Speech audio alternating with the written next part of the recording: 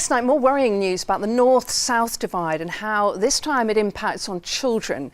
The Children's Commissioner, who was appointed by the government, says too many in the northwest are facing entrenched deprivation and poor quality schooling. A report called Growing Up North says children from poorer homes face a serious education gap. The Commissioner wants greater support for struggling families and a boost to teacher recruitment. We'll hear from her in a moment, but first we hear from youth workers who say more investment is needed, and from pupils and staff at a school in a deprived part of Manchester that was singled out for praise. You can't say someone who's from the south would be better than someone from the north, because it's not like that. It's about how much work you put in as personally, and that's just it. Funding is quite important, yes, but without funding, I believe that our school would still be able to do the same thing that it does now because of the teachers. The teachers put in exceptional work. It's actually amazing because it's like they want to see you do well. The difference between me and my friends is pretty big, because when I feel good about an exam or going after school to revise, they haven't had that opportunity to go after school to revise for the exam. They don't have people who want to invest that much time in them. Many students don't have the opportunities maybe within the community, or they don't have families that can support them through extra tuition. What schools have to do is to ensure that they poverty-proof the school, and so that every child, irrespective of social disadvantage that may be, has an equal opportunity to succeed. That's why we need substantial and secure funding into services that actually meet the needs of children and young people earlier on, because that's what we need to do. When people are in crisis, you know, there's more money needs spending. So if we reach them earlier, before something is a crisis, then hopefully we will be able to stop them entering into services and enable them to work and achieve and all of those things that the report says that our children in the north can't do. Well, a short time ago we were joined by the Children's Commissioner Anne Longfield, who gave us one example of that north-south divide.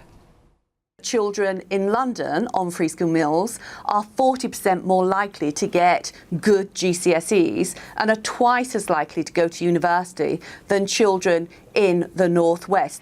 How have we got here, and who is to blame? Well, I think what we've seen and what we can see is that we've got children who are growing up in communities that have entrenched disadvantage. There are more disadvantaged communities in the north in proportion to other parts of the country, especially around London and the southeast. And what I want to use is all the momentum and focus around regeneration and the powerhouse to shine a light on those disadvantaged communities. When we hear about the Northern Powerhouse, for example, we often hear about improving rail links and businesses. Exactly. We don't often hear about poverty and child poverty, do we? Exactly so. So the children we spoke to were very, very clear. They could see regeneration around them. They liked the fact that people were talking about better transport. They could see buildings develop and be painted around them, but they didn't have any belief that they would benefit. And we know that children in the north have a double whammy, where the poorest children, the poorest areas, also have the poorest school, which is completely unacceptable. So you're putting a lot of responsibility onto the schools. They can't do everything when pupils arrive at school not having eaten. In some cases, schools in the north, in Blackpool, I remember, told us that they're having to wash clothes for their pupils. They are. This is tough, isn't it?